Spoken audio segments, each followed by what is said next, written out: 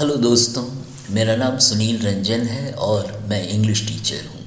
अभी मैं आपके लिए his first flight by Liam O'Flaherty की कहानी का हिंदी में सारांश लेकर आया हूँ।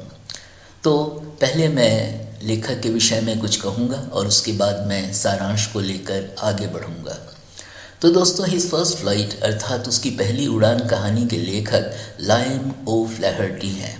उनका जन्म 1896 में हुआ था और उनकी मृत्यु 1984 में हो गई थी।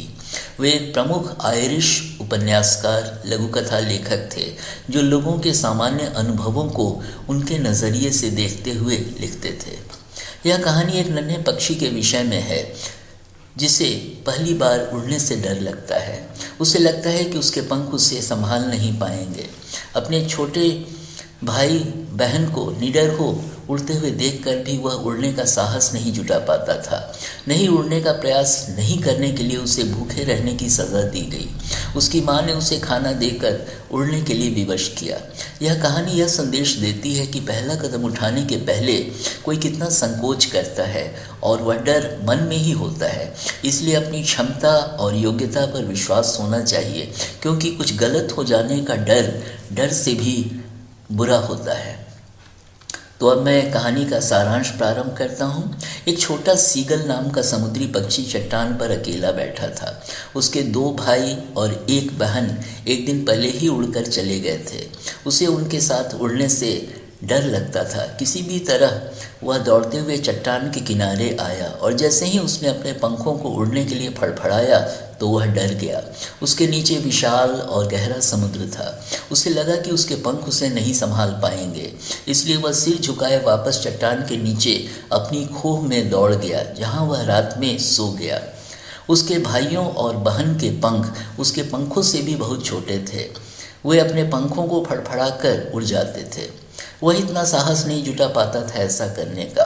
उसके माता पिता ने उसे बुरी तरह चिल्लाते हुए डांटा और उसे भूखा रखने की धमकी दी जब तक कि वह उड़ नहीं जाता, लेकिन वह प्राण जाने के डर से हिला नहीं।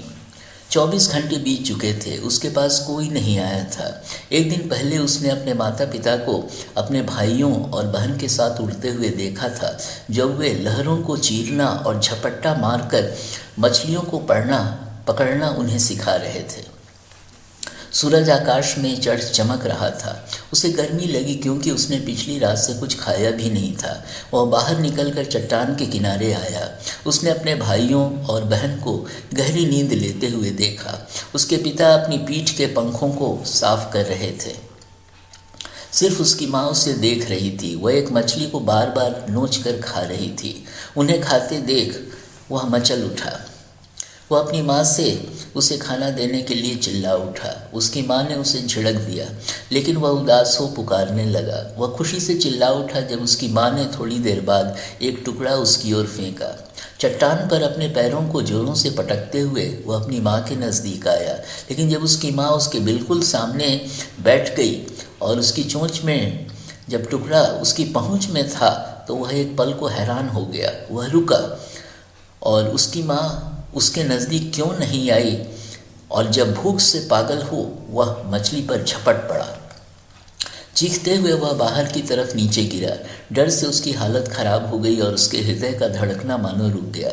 उसे कुछ भी नहीं सुनाई दिया, लेकिन वैसा बस कुछ पल के लिए ही रहा। अगले पल उसने अपने पंखों को खुलता हुआ महसूस किया। हवा तेजी से उसके छाती के पंखों, पेट के नीचे और फिर उसके पंखों को लगी।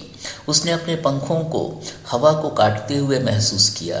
वह अब सिर के बल नहीं गिर रहा था। वह धीरे धीरे नीचे और बाहर की ओर उड़ रहा था। अब उसे डर नहीं था, उसे बस हल्का सा चक्कर आया। फिर वह अपने पंख फड़फड़ाया और ऊपर की ओर उड़ चला। उसकी माँ गाते हुए उसके बगल से गुजरी। उसने भी उड़ते हुए जवाब दिया। फिर उसके पिता उसके ऊपर से चिल्लाते हुए गुजरे। उसने अपने भाइयों और बहन को अपनी चारों तरफ ऊपर और नीचे की ओर उड़ते हुए देख पाया। फिर तो वह बिल्कुल ही भूल गया कि वह पहले कभी उड़ नहीं पाता था और ऊपर और नीचे चिल्लाते हुए उड़ान भरने लगा। अब वह समुद्र के नज़दीक आते हुए सीधा उसके ऊपर उड़ने लगा। उसने अपने नीचे विशाल समुद्र को और उसमें निकली पहाड़ियों को देखा। उसने अपनी चोंच को घुमाया और प्रसन्न हो काँव काँव करने लगा। उसके पहले उसके माता पिता और भाई बहन उस हरी सतह पर उतर चुके थे। वे उसे चिल्लाते हुए इशारा करने लगे। उसने अपना पांव उतारा और उस हरे समुद्र पर खड़े होने के लिए। उसके पैर उसमें डूब गए। वह डर से घबराकर चिल्लाया और अपने पंखों को फड़फड़ाते हुए उसने ऊपर उठने का प्रयास किया, लेकिन वह भूख के कारण थक गया था और कमज़ोर हो गया था। बहुत प्रयास के बावजूद भी वह नहीं उठ सका। उसके पैर हरे समुद्र में डूब गए और फिर उसके पेट ने समुद्र की सतह को छुआ और फिर वह नहीं डूबा। वह उस पर तैर रहा था और उसका परिवार उसके चारों तरफ चिल्लाकर उसकी प्रशंसा कर रहा था और उनकी चोंचें उसे डॉग फिश नाम की मछली के टुकड़े दे रही थी। उसने अपनी पहली उड़ान भरी थी। तो दोस्तों, यहाँ पर यह सारांश समाप्त होता है और मुझे उम्मीद है आपको यह कहानी दिलचस्प लगी होगी और समझ में आ गई होगी। और यदि आपने मेरे चैनल को सब्सक्राइब किया है तो थैंक यू, और यदि आपने नहीं किया है और यदि आप करते हैं तो मैं आपके लिए समय समय पर अच्छे और ज्ञानवर्धक वीडियो बनाकर लाता रहूँगा। Thank you.